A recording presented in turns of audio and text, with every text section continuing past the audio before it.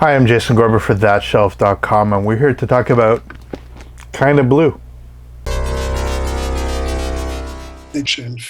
So, we've had plenty of conversations on this channel already about arguably the greatest jazz record of all time, arguably one of the greatest records of all time. Full stop, Miles Davis's Kinda Blue. Remarkable album, brought modal jazz to the masses. Completely changed the trajectory of jazz music for a certain period of time, but also is that absolutely exquisite type of recording that the more you know about it, the more deep and profound the record is. I think it's something that's easily enjoyable. It's melodic. It works for people who say they hate jazz. It's still something that can be listened to actively, not something as a background, not something while you're getting a spa treatment, but actual legitimate listening to jazz, beautiful melodicism. And then when people recognize the improvisatory nature of it all, the structural nature of it all, the change to musical vocabulary of it all, it truly becomes something special. We've discussed in previous videos of the various versions back when the first UHQR came out. So this is the 33 RPM from Analogue Productions, single disc, and for those sort of coming new to this, the UHQR brand was originally associated with Mobile Fidelity. The name, the nomenclature was purchased by Analogue Productions. Therefore, old UHQR's MoFi, new UHQR's Analogue Productions. And these ostensibly are the highest of the high, greatest audiophile releases of many of these recordings. This is at least the intention. The source of these is actually quite interesting. To reiterate, these are from plates from the mid-90s, 96 I believe, when Bernie Grundman, the very famous Bernie Grundman, did a bunch of releases for Classic Records. So not only did the fine folks at Analogue Productions buy the name UHQR, they also bought a bunch of plates from previous audiophile release company, and they're using that metalwork, those plates, now in 2022 to produce records that were released in the mid-90s, sort of when very small numbers of people were truly into the whole vinyl craze. The difference then, you'd get several thousand releases. Now you get 25,000 releases of a record, which is easily available as a $20 or $30 regular release from Columbia. But this is the fancy sort of audiophile version on fancier vinyl and a different mix. How is that possible? Well, again, as discussed in the other video, Kinda Blue was originally recorded on 3-track. That 3-track was actually used in the digital form to create an extraordinary 5.0 SACD. I highly recommend anybody who truly is a fan to actually check that out. Whether or not you have issues with digital reproduction or not, it is a truly stunning surround sound mix done by Sony. One of their absolute premier titles they did to actually launch the format. But that 3-track was always mixed down to 2-track, which is what has been used for the Mobile Fidelity releases, all the other releases, whereas Bernie Grundman actually had access to the original 3-track, therefore did his own mix of this. So this is a unique Bernie mix. In other words, this is not the same as any of the originals, 6i, whatever. This is his own unique thing. Now, it's its own unique thing that sounds terrific and is mixed by one of the masters of the medium. But when we talk about having things that are presented in this way that are close to an original as possible, but just pressed on more extraordinary vinyl using more extraordinary techniques, this is not that. And to pretend it's not that is a little bit frustrating, but that's a whole nother conversation to have. It is great, but the other version is also great, and that's why you have multiple versions of all this nonsense. So then why do you have two? Well, they look the same pretty much, except for a slightly different numbering on the side. This one's UHQR 0004. It's nice that we have 4 decimal places in case we get 1,000 releases of these. And this is 0004-45, because this is the new 45 RPM version. Again, from separate 45 RPM metalwork from the day. The Classic Records version of this is the same record. The differences are not in terms of mastering. The differences are in terms of production, about how the vinyl itself sounds. So, as we had seen before, on the 33, you get something that is nice, which is a real legit Stoughton tip-on jacket, and a little blurb about who does the pressing. This is, again, the 33 version. So if you open this up, the technical specs tells all their spiel about what they do. And then they also had this, which is their documentation of their the patents and the main people running the pressing plant. Now this guy, Gary, has left, and Gary is now going to be running another pressing plant, which is, you know, adds to all kinds of the other drama that's going on. We've seen Gary in a lot of Acoustic Sounds and Analogue Productions videos in the past. He is no longer with the company. Therefore, we have a slightly different line in who's involved now. Now, that was obviously a single record release. The 45 RPM looks identical. On the back, absolutely the same. So I believe pretty strongly that this box is the same for both. And all they did was change the printing on this portion. We have, again, a gatefold. Basically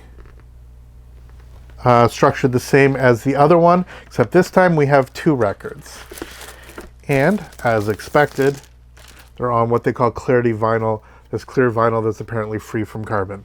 So, all things being said, this should be the best of the best of the best of the Bernie mix of Kinda Blue.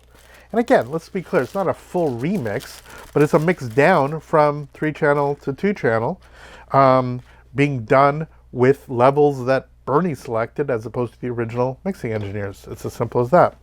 Same tech specs manual with some slightly new updated photos. And now we have different people here on plating. It actually just says plating as opposed to who's doing the plating. So I think that they've may have learned their lesson, but nonetheless, this is shown, and it shows that it's one of 25,000. When this originally was coming out, there was talk about this only being 5,000, and so there was fear by some that this would sell it too quickly. A lot of people were waiting for this one. I'm an idiot that has both. The booklet, the text is the same, but additional or different images from the original release. So to have both, there's slightly less redundancy than it might seem. Why would you have both? Well, first of all, because it's Kinda Blue, and you know, whatever. You just have lots of versions of Kinda Blue. It's part of the thing about being a collector and being a lover of this kind of music. But secondly, sometimes you just want to play the record and just sort of have it go in its original context, in the sense that everything on side 1 is on side 1 and everything on side 2 is on side 2. Obviously, 45 RPM strips this away. But also, it's a very interesting contrast between the two. These should sound pretty darn similar, which they do. The 45 RPM should sound better, which it does.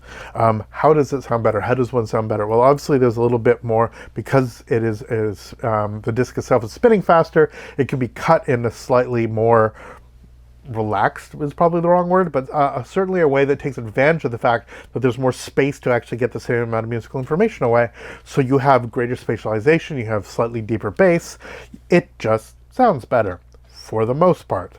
I have experienced some distortion on Blue in Green, the last track normally on side 1. So in this case, it's the last track of side 2 of 4 on this.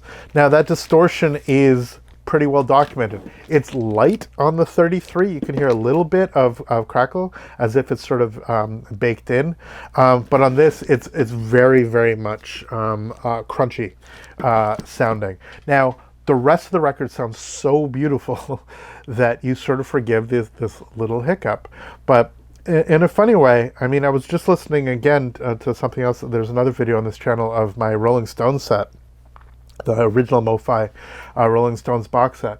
And that's from the early 80s. And it is incredible how dead silent that JVC Super Vinyl was. That is the quietest record. That set has the quietest records I have in my collection, and it's 40 years between tracks, just dead silence. With this, at volume, you hear a little bit. It's not surface noise in the sort of egregious way, but you certainly hear the vinyl, the stylus tracking the vinyl. This is not dead silent. And so while I appreciate that the vinyl itself is very good and is very robust at producing all the audio information that we have on it, it in some ways it feels a little bit overpromised. I mean, we've seen this before. These are fantastic releases and I'm really happy to have them, but in terms of them being the blackest of black backgrounds, absolutely free from any sort of discrepancy, they're not. It's as simple as that. You have a revealing enough system, and it reveals that this vinyl is very, very good, but certainly not anywhere near even the sophisticated purity of the Rolling Stone set. I found myself losing myself in this record in a way that I haven't in some time. The 45 RPM is really quite lovely. Again, the mobile fidelity is 45 RPM as well. I really like that release.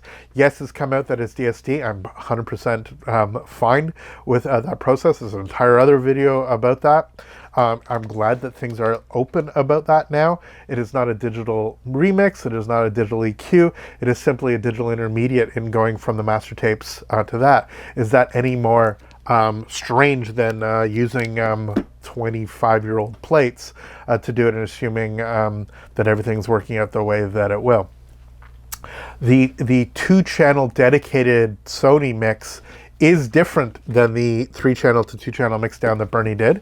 And in both of them, I find things about this recording that I've heard hundreds of times in very satisfying ways. And certainly while the 45 MoFi compared to the 33 had a little bit more oomph as expected, this really overshadows it in many ways. And this is probably going to be my go-to on analog version of listening to this record. It's convenient to pull out, but it's also, if I'm going to listen to this record in 2-channel, it's probably for the most part going to be this one, as opposed to the mono that I also have, as opposed to the 50th anniversary that I also have. And if I'm going to be wanting a different experience, I will pull out the Super Audio CD and actually listen to that in 5.0. Now, I will say sort of on this point that what this illustrates firmly isn't just that we have the ability to actually use this old metalwork, but just how kind of frustrating it is as a collector. You understand you buy things that have essentially, an artificial limitation on the number that can be released. These are 25,000. These are 25,000 from plates that originally was only limited to X number of thousand. I think, again, it was 5,000.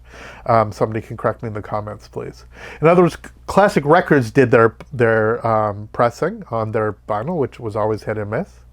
And then decades later, the same metalwork could be used to run another, 25,000. Why only 25,000? Why can't we do this for all of the metalwork that Classic has? Why everybody's talking now that it's DSD source? Why can't MoFi just run for the rest of time any of their audiophile releases? It's because usually of circumstances, negotiations with the studio, the label rather, under film mode, the label, etc., limit the number that these audiophile companies can release, or the audiophile companies themselves set artificial limitations. Those limitations are not ones of technology. They're not ones of restoration. They're not ones of the caliber that can be accomplished. They're limitations that are business-based, not aesthetic-based. And one of the things that this fully illustrates, that take for example the $25,000 now Canadian anyway road case, the Led Zeppelin set.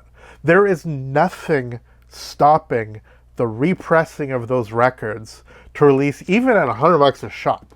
So let's say it's a $600, $700 box set. You could do that tomorrow if you wanted to, if the label allowed you to, and if the original artist allowed you to. When MoFi does their DSD version, it's because they are not going back and using this original metalwork, and we're getting a different version. Hypothetically, they get to do a version that is perhaps better in some ways than something that was done in the 90s. Otherwise, it is nice that we actually have new releases of old stuff. What is fascinating are people that are contrasting this with the classic. If anything, what you're then evaluating is the vinyl itself. And ostensibly, this is meant to be better vinyl. I have a number of classic releases. Most of them are relatively noisy. Some of them have a bunch of non-fill. Their quality control at the time was not particularly excellent, but their pressings were. So if we're getting the best of both worlds, which is a beautiful classic mastering, and by Bernie, by whomever, and pressed using modern, or at least contemporary audiophile techniques, often using vintage techniques, then we get something truly extraordinary, which is the ability to actually own these sets. Now, this opens up a whole nother question, which is, would you rather simply go through the back catalog of plates and actually use old metalwork and then continue to churn out stuff which is available in other ways? Or would you like, even for old albums, for them to do a new mix, even if that requires you to do something like, God forbid, only have the master tape for a set period of time in order to create a safety master, namely something either on tape or in the digital domain, and actually go from there. So these are questions that are sort of the nuanced questions that have come out for everything that's happened in the last couple of months in the audiophile area. All kinds of questions that are usually overshadowed by total knee-jerk reactions of, I hate this, or I hate this, or I've been lied to, or this is going to result in a lawsuit, whatever. It is unfortunate the discussion of this comes down to that, but it's just a matter of being open-minded. If I was a true purist here, this would be anathema, because this is not, yes, it's from the original master tapes, but it's from the pre-mix tapes. And that is not what was originally intended, and that is not what the original release is. For God's sake, the original release actually had the timing wrong. So how closely do we want to adhere? Do we want to hew to what the original first pressing is, or do we want to make sure we're getting the best darn version of a record that we can, whatever means is possible to get the best version we can? And it is better to have the thing than to not have the thing because of adherence to very specific dogmatic rules or ideas about what's involved with that. If we're being dogmatic, this is a non-starter. This really should never have happened, because Bernie should never have had the right to do a remix from the 3-channel. He should have only used a proper 2-channel mix as was done at the time. Period, full stop. I think that's ridiculous. We wouldn't have had such an extraordinary release for this, like this. And at the same time, if we are limited for very specific reasons, limitations that make much more sense than only limiting X number of thousand pressings from metalwork that can go into the hundreds of thousands before it has to be replaced, if we're doing the proper non-one-step way of going, if we have all of that, then why be so locked into particular modes of thinking and simply take these releases as we can get them, evaluate them on an individual basis, and hope at the best that if we are spending the kind of money we're spending on this, we're getting something that may not be definitive, because what is definitive, but at least will be extraordinary. At least we'll have that moment where you're sitting back and listening to it, and it's something that truly fills you, energizes you in a way that only the greatest of all musical art can. And I can say, without doubt, that the 45 RPM version, UHQR of Kind of Blue, is extraordinary. But you know what's also really pretty good? Is the 33 version. You know what else is great? The MoFi. What else is great? The 50th anniversary. The mono version, the SACD. This is truly one of the great works of art, so why not look at it through all these different facets? And in so doing, you will probably gain even more insight in truly one of the most extraordinary accomplishments ever in the history of music. For ThatShelf.com, I'm Jason Gorber. Thanks so much for watching. I'd love to know what you think about this whole new world that we're sort of getting into as people are coming to terms with how audiophile releases are working these days. The numbers, when 25,000 for an audiophile release is now considered limited, etc. Let me know what you think. Let me know what you think about the 45 RPM, and we would love to see you stick around, subscribe, follow us on social media, and do all those fancy things that help us out a lot. All the best, and we'll see you next video. Take care.